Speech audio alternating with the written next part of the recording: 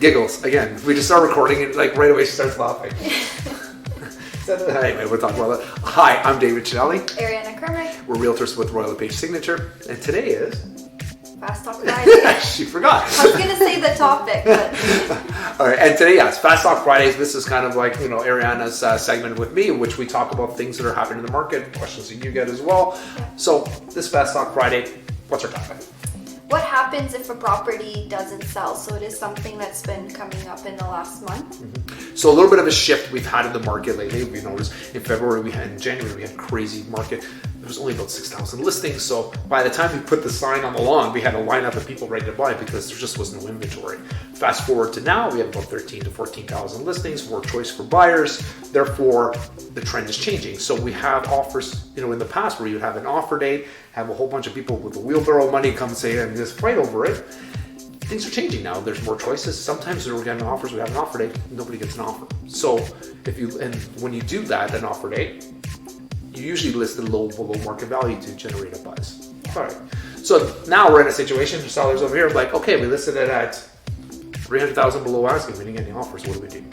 So what do we do? So you have a few options. One, you can leave it as is and just continue to wait, see if more showings come in. Mm-hmm. Yeah, and that's happened before, which we had one on an offer, it was a condo, and we listed low on purpose. We did have other competition. We had people buzzing around there, and we waited a couple of days to let it breathe.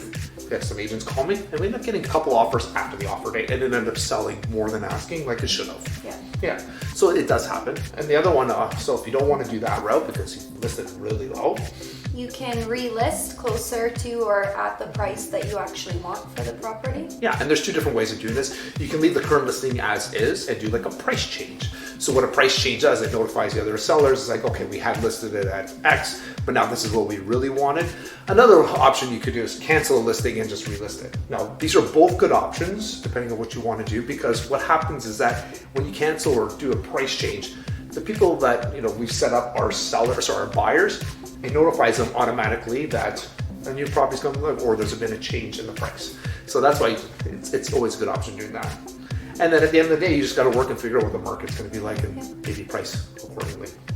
Yeah.